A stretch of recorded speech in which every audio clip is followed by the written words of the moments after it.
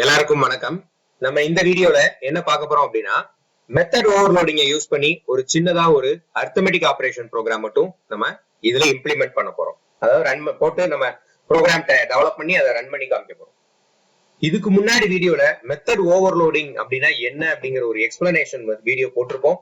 அதோடைய லிங்க் வந்து கீழே டிஸ்கிரிப்ஷன்ல இருக்கு. அதை யூஸ் பண்ணி நீங்க பாத்துக்கலாம். சோ ஃபர்ஸ்ட் ஒரு எம்டி ஃபைல்ல நமக்கு தேவையான பேக்கேஜஸ் இம்போர்ட் பண்ணிக்கோங்க. டிஃபால்ட்டா நமக்கு இம்போர்ட் java.io பேக்கேஜ் நம்ம எப்பயுமே போடுவோம். சோ அந்த பேக்கேஜ் வந்து நீங்க இம்போர்ட் பண்ணிக்கோங்க. ஃபர்ஸ்ட் எடுத்தோடனே ஃபைலை சேவ் பண்ணிருங்க. சோ சேவ் பண்ணிட்டு அதுக்கப்புறம் நம்ம ஒர்க் பண்ணிக்கலாம்.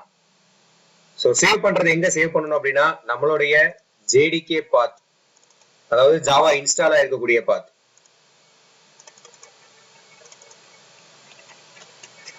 ஜாவா இன்ஸ்டால் ஆயிருக்கக்கூடிய பாத்துல நம்ம சேவ் பண்றதுதான் நமக்கு கரெக்டான ப்ரொசீஜர். ஃபைல் வந்து ஓவர்லோட் அப்படின்னு வச்சுக்குவோம். overload.java எக்ஸ்டென்ஷன் வந்து .java. சோ இப்போ நீங்க .java ஃபைல சேவ் ஆகவுமே இங்க வந்து உங்களுக்கு கரெக்டா உங்களுக்கு லிஸ்ட் ஒரு கலர் கீவேர்ட்ஸ்லாம் கலர்ஸ் வச்சு டிஃபரன்ஷியேட் ஆயிருக்கும். நான் இங்க ஒரு கிளாஸ் கிரியேட் பண்ண போறேன். அந்த கிளாஸுக்கு அக்சஸ் ஸ்பெசிஃபையர் பப்ளிக் கொடுத்துக்கிறேன். அண்ட் தென் அந்த கிளாஸோடைய நேம் வந்து நான் ஓவர்லோட் அப்படின்னு வச்சுக்கிறேன். சோ இந்த கிளாஸுக்குள்ளதான் நான் என்ன பண்ண போறேன் அப்படின்னா அரித்மெட்டிக் ஃபங்க்ஷனுக்கு தேவையான, இல்லாட்டும் ஓவர்லோட் கூட வேண்டாம், இதை டைரக்டா நீங்க அரித்மெட்டிக் அப்படின்னு கூட நேம் வச்சுக்கோங்க, கிளாஸ் நேம். அதான் என்னன்னு கிளாஸுக்குள்ள நான் என்ன பண்ண போறேன் அப்படின்னா 1 minute கிளாஸுக்குள்ள நான் வந்து பப்ளிக் வாய்ட்ல இன்ட் டேட்டா டைப்ல ஆட் அப்படின்னு சொல்லி ஒரு ஃபங்க்ஷன் கிரியேட் பண்ண போறேன். அந்த ஃபங்க்ஷனுக்கு என்ன மெத்தட் நேம், ரெண்டு பாராமீட்டர் பாஸ் பண்ண போறேன். சோ ஏன்னு சொல்லி ஒரு பாராமீட்டரும் பின்னு சொல்லி ஒரு இன்டீஜர் பாராமீட்டர்ஸும் நான் பாஸ் பண்ண போறேன். அண்ட் தென் இதுக்குள்ள ரிட்டர்ன் ஸ்டேட்மெண்ட், அங்க இன்டீஜர் டேட்டா டைப் வந்துருச்சு அப்படின்னாலே வாய்ட தவிர வேற எந்த டேட்டா டைப் வந்துட்டாலே ரிட்டர்ன் ஸ்டேட்மெண்ட் கண்டிப்பா கொடுக்கணும். நான் இதுல ஏவையும் பியையும் ஆட் பண்ணி ரிட்டர்ன் பண்ணிடுறேன்.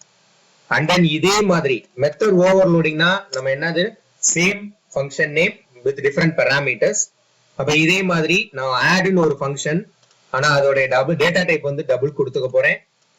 அண்ட் தென் இதுலயுமே ரெண்டு பாராமீட்டர், சோ டபுள் வேரியபிள்ல நான் மென்ஷன் பண்ணிக்கிறேன். இதுக்குள்ளயுமே சேம் அதே ப்ராசஸ் தான், a plus b. சோ இங்க பாத்தீங்கன்னா ஆட் அப்படின்னு சொல்லி ஒரே நேம்ல ரெண்டு ஃபங்க்ஷன் நான் இங்க உள்ள டிஃபைன் பண்ணிருக்கேன். இந்த ரெண்டு ஃபங்க்ஷனோட டேட்டா டைப் டிஃபர் ஆயிருக்கு, அதே மாதிரி அதனுடைய பாராமீட்டர்ஸ் உடைய டைப் வந்து டிஃபர் ஆயிருக்கு. அண்ட் தென் இதே மாதிரி நான் பப்ளிக் இன்ட் மல்டிப்ளிகேஷனுக்கு மல் அப்படின்னு சொல்லி ஃபங்க்ஷன் நேம் வச்சுக்கிறேன். அதுக்கும் எனக்கு ரெண்டு இன்டீஜர் வேரியபிள் அண்ட் தென் ரெண்டு இதுக்குள்ள மல்டிப்ளிகேஷனுக்கு so return a star b அப்படின்னு நான் மல்டிப்ளிகேஷனை போட்டுக்கிறேன். இதே மாதிரி இதே ஃபங்க்ஷன் பட் டேட்டா டைப் வந்து நான் இங்க டபுள் வச்சுக்கிறேன். அண்ட் தென் இங்க பாராமீட்டர்ஸ்லயுமே நான் டபுள் மென்ஷன் பண்ணிக்கிறேன். சோ இதான் வந்து என்னுடைய ஒரு கிளாஸுக்குள்ள ஒரே கிளாஸுக்குள்ள நான் வந்து சேம் ஃபங்க்ஷன் நேம்ஸ் யூஸ் பண்ணிருக்கேன். இதான் மெத்தட் ஓவர்லோடிங். இப்போ இந்த ப்ரோக்ராமை ரன் பண்றதுக்கு எனக்கு ஒரு மெயின் கிளாஸ் தேவை. சோ நான் மெயின் கிளாஸ் கிரியேட் பண்ண போறேன். சோ கிளாஸ் டெமோன்னு வச்சுக்குவோம் மெயின் கிளாஸோட நேம். சோ மெயின் கிளாஸ்னு எப்படி சொல்றோம் அப்படின்னா அந்த கிளாஸுக்குள்ள மெயின் ஃபங்க்ஷன் இருக்கும். So public static void main string arcs. இது வந்து கமாண்ட் லைன்ல நம்ம ரன் பண்ணோம் அப்படின்னா அப்ப அந்த கமாண்ட் லைன்ல கொடுக்கக்கூடிய இன்புட்டை கெட் பண்ணி ஸ்டோர் பண்றதுக்கு இந்த வேரியபிள் தேவைப்படும். அந்த பர்பஸ்க்கு தான் இந்த ஸ்ட்ரிங் ஆர்க்ஸ் அப்படிங்கிறது. அண்ட் தென் த்ரோஸ் இது தேவையில்லை நமக்கு. இப்ப இதான் மெயின் ஃபங்க்ஷன். இப்ப நான் மெயின் ஃபங்க்ஷனுக்குள்ள நான் என்ன பண்ண போறேன் அப்படின்னா இந்த கிளாஸ்ல இருக்கக்கூடிய எல்லா ஃபங்க்ஷன்ஸையும் கால் பண்ணாதான் ரன் ஆகும். அப்ப இந்த கிளாஸ்க்கு நான் ஆப்ஜெக்ட் கிரியேட் பண்ணணும். சோ அப்ப அரித்மெட்டிக் அப்படிங்கிற கிளாஸுக்கு OBJன்னு ஒரு ஆப்ஜெக்ட் கிரியேட் பண்றேன். ஆப்ஜெக்ட் கிரியேட் பண்றதுக்கு நியூங்கிற கீவேர்ட் தேவைப்படும். அதனுடைய கன்ஸ்ட்ரக்டரையும் கால் பண்ணிக்கிறேன். டிஃபால்ட் கன்ஸ்ட்ரக்டர் அங்க கன்ஸ்ட்ரக்டர் இல்ல, சோ நம்ம அதை யூஸ் பண்ணல, அதனால கால் பண்ணிக்கலாம் அப்படி. சோ கால் பண்ணிட்டு இந்த ஆப்ஜெக்ட வச்சு நான் என்ன பண்றேன் அப்படின்னா ஆட் அப்படிங்கிற ஃபங்க்ஷன், ஃபர்ஸ்ட் ஆட் அப்படிங்கிற ஃபங்க்ஷனை கால் பண்றேன். அதுல பாராமீட்டர்ஸ் வந்து 5, 10 அப்படின்னு கொடுக்குறேன். சோ கொடுத்துட்டு இங்க வந்து நம்ம பார்த்தோம் அப்படின்னா இந்த ஃபங்க்ஷன்ல வந்து திரும்ப ரிட்டர்ன்ங்கிற ஸ்டேட்மெண்ட் இருக்கு, ஆட் பண்ணி அந்த வேல்யூ ரிட்டர்ன் பண்ணுது. சோ இந்த ரிட்டர்ன் ஸ்டேட்மெண்ட் பார்த்துச்சுன்னா திரும்ப கண்ட்ரோல் இங்க தான் வரும் ரிசல்ட் எடுத்துட்டு. அப்ப அதை ஸ்டோர் பண்றதுக்கு ஒரு இன்டீஜர் வேரியபிள் நான் கிரியேட் பண்ணிக்கிறேன். சோ ரிசல்ட் 1 அப்படின்னு சொல்லி ஒரு இன்டீஜர் வேரியபிள் கிரியேட் பண்ணிக்கிறேன். அதுல வந்து ஸ்டோர் பண்ணிடுற மாதிரி. சோ அந்த வேரியபிளை நான் system dot out dot println use பண்ணி நான் என்ன பண்றேன் அப்படின்னா பிரிண்ட் பண்ணி பாத்துக்கிறேன். சோ அடிஷன் வேல்யூ இஸ் அப்படின்னு போட்டு அந்த ரிசல்ட் 1 அப்படிங்கிற வேரியபிளை பிரிண்ட் பண்ணிக்கிறேன். சோ இந்த வேல்யூவையும் இந்த டெக்ஸ்டையும் சேர்த்து பிரிண்ட் பண்ணணுங்கிறதுக்காக இந்த பிளஸ் அப்படிங்கிற சிம்பிள் யூஸ் பண்ணிக்கிறோம், which means concatenation. சோ அப்ப இதே மாதிரி நான் என்ன பண்றேன் அப்படின்னா என்னுடைய ரெண்டாவது ஆட், அந்த ஆடுக்கு வந்து நான் பாராமீட்டர்ஸ் வந்து 5.5 and 10.2 கொடுக்குறேன். ரிசல்ட் 2ன்னு சொல்லி வேரியபிள மாத்திக்கிறேன். சோ அப்ப இப்ப மல்டிபிளிகேஷன் இப்ப கால் பண்ண வேண்டாம், கால் பண்ணலைனாலும் ஒன்றும் பிரச்சனை இல்லை.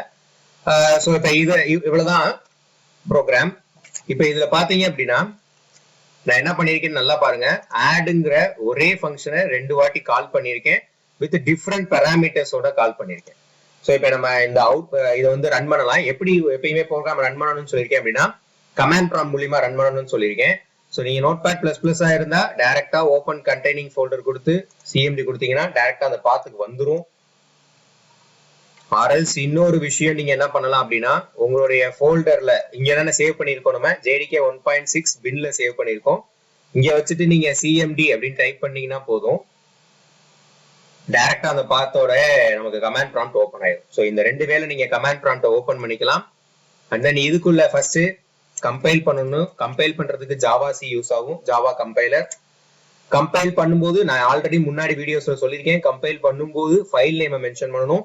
நம்மளுடைய ஃபைல் நேம் வந்து இங்க overload டாட் ஜாவா. இதை கம்பைல்னா என்டர் அடிக்கல, கம்பைல் பண்றதுக்கு முன்னாடி உள்ள எப்படி சேவ் ஆயிருக்குங்கிறத நான் சொல்லிடுறேன். பின்ல பாருங்க இங்கதான் சேவ் பண்ணிருக்கோம்.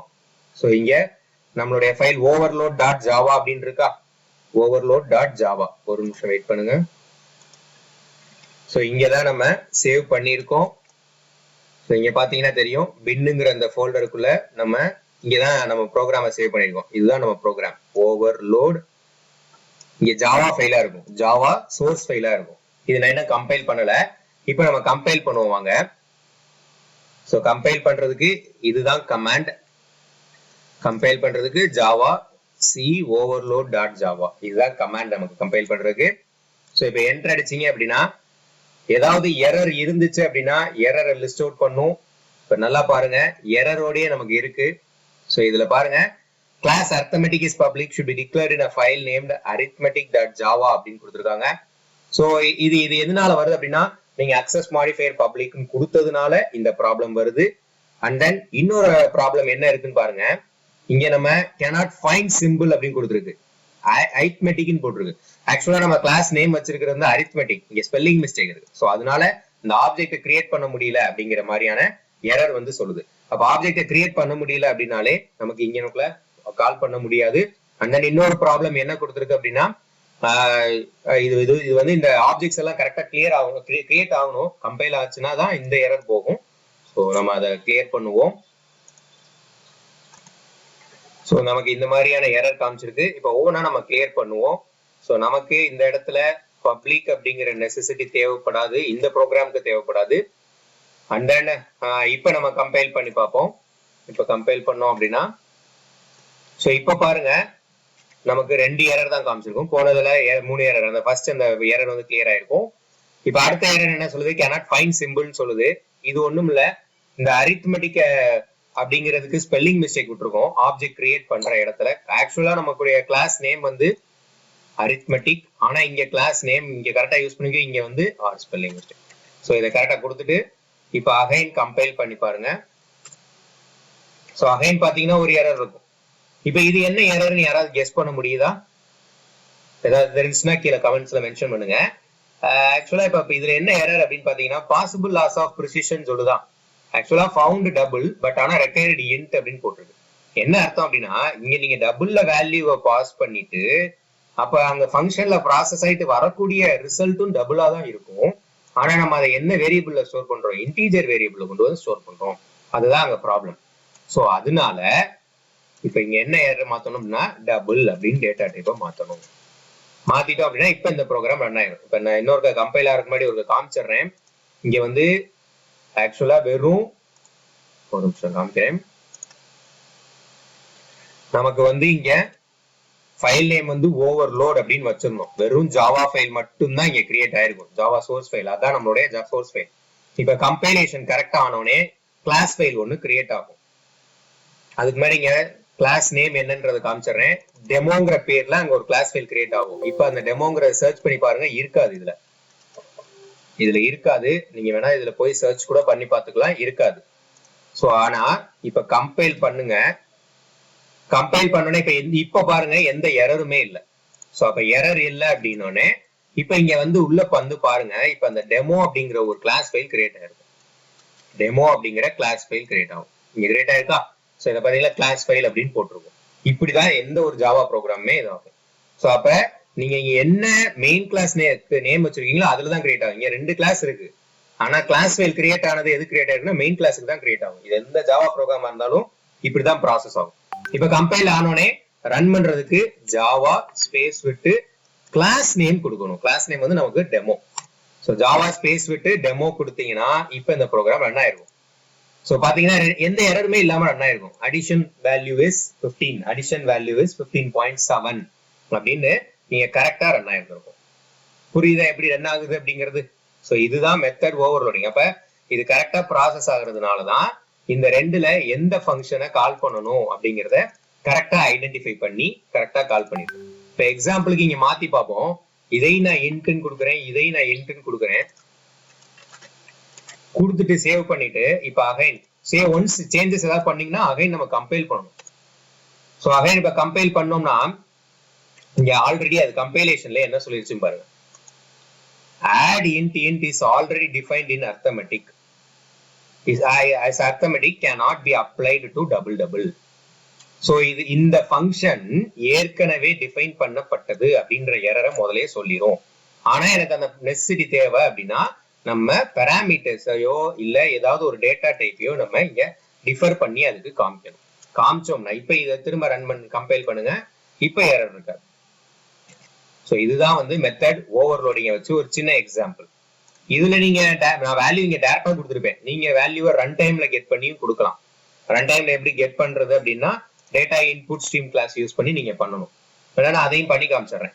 ஆக்சுவலா ரன் டைம்ல கெட் பண்ணி பண்ணலாம். சோ டேட்டா இன்புட் ஸ்ட்ரீம் அப்படிங்கிறது ஒரு பில்ட்-இன் கிளாஸ் ஐஓ பேக்கேஜுக்குள்ள இருக்கும் அந்த கிளாஸ் வந்து. சோ அந்த கிளாஸ்க்கு ஆப்ஜெக்ட் கிரியேட் பண்ணிக்கோங்க.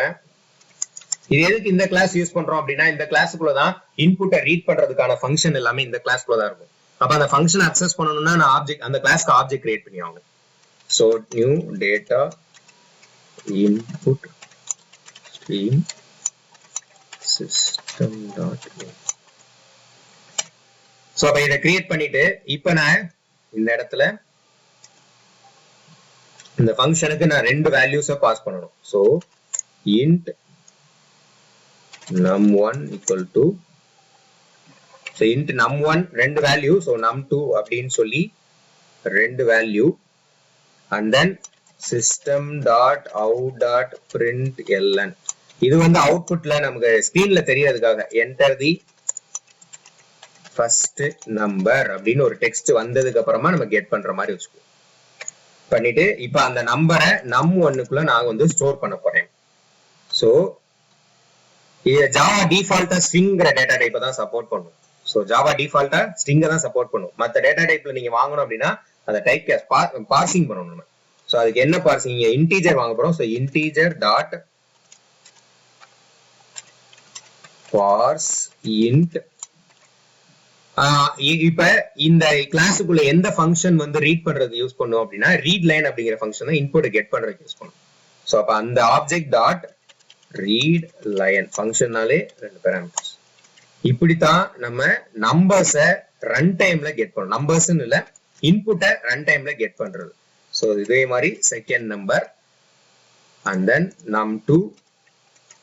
இப்ப இந்த 5 10க்கு பதிலா நீங்க num1 அப்படிங்கிற வேரியபிளையும் num2 2 அப்படிங்கிற வேரியபிளையும் பாஸ் பண்ணிட்டீங்க அப்படின்னா நீங்க ரன்டைம்ல எந்த வேல்யூ இன்டிஜர் வேல்யூ கொடுத்தீங்கனாலும் அது இங்க உங்களுக்கு ஆட்டோமேட்டிக்கா பாஸ் ஆயிடும்.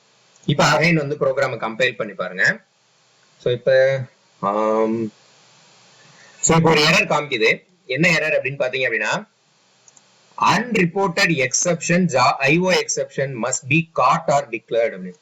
பொதுவா ஜாவால எந்த ஒரு எக்ஸெப்ஷனுமே இன்புட் வாங்கும் போதோ அவுட்புட் டிஸ்பிளே பண்ணும் போதோ எந்த ஒரு எக்ஸெப்ஷனை ஆட்டோமேட்டிக்கா நம்ம வாங்குறதுக்கு ஆட்டோமேட்டிக்கா அது வாங்கணும். ஸோ அது வாங்குறதுக்கு நம்ம இங்க என்ன பண்ணணும் அப்படின்னா த்ரோஸ் எக்ஸெப்ஷன் ஆகணும்ல, எரர்ஸ் டிஃபால்ட் ஆகக்கூடிய எரர்ஸ் அதை வந்து அது கேட்ச் பண்ணணும். ஸோ அதுக்கு இங்க நம்ம என்ன பண்ணணும்னா த்ரோஸ் IO எக்ஸெப்ஷன் இப்படிதான் கொடுக்கணும். இந்த IO எக்ஸெப்ஷன் அப்படிங்கறத கொடுக்கணும். இது இன்புட் வாங்குறோம்னாலே இந்த ப்ராசஸ் நம்ம கொடுத்துருவோம். இப்ப கம்பைல் பண்ணுங்க.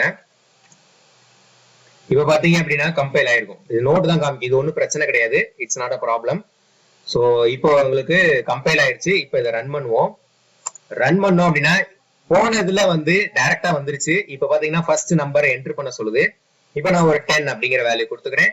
செகண்ட் நம்பர் என்டர் பண்ண சொல்லுது 8 அப்படின்னு கொடுத்துக்கிறேன். இப்ப பாருங்க ஃபர்ஸ்ட் நடந்திருக்கக்கூடிய இந்த அடிஷன் வேல்யூ வந்து நான் ரன் டைம்ல என்ன வேல்யூ கொடுத்துருக்கேனோ அதை வச்சு ரன் ஆயிருக்கும். இது வந்து டிஃபால்ட்டா என்ன வேல்யூ கொடுத்துருக்கேனோ அதை வச்சு ரன் ஆயிருக்கும். ஸோ இப்படிதான் வந்து நம்ம ரன் டைம்ல வேல்யூவையும் கெட் பண்ணி யூஸ் பண்ணிக்கலாம். ஸோ இதுதான் வந்து மெத்தட் ஓவர்லோடிங் கான்செப்டோட ஒரு டெமோ. இதுல ஏதாவது டவுட்ஸ் இருந்துச்சுன்னா கீழே கமெண்ட் செக்ஷன்ல கேளுங்க. நான் கண்டிப்பா கிளியர் பண்றேன். தேங்க்யூ.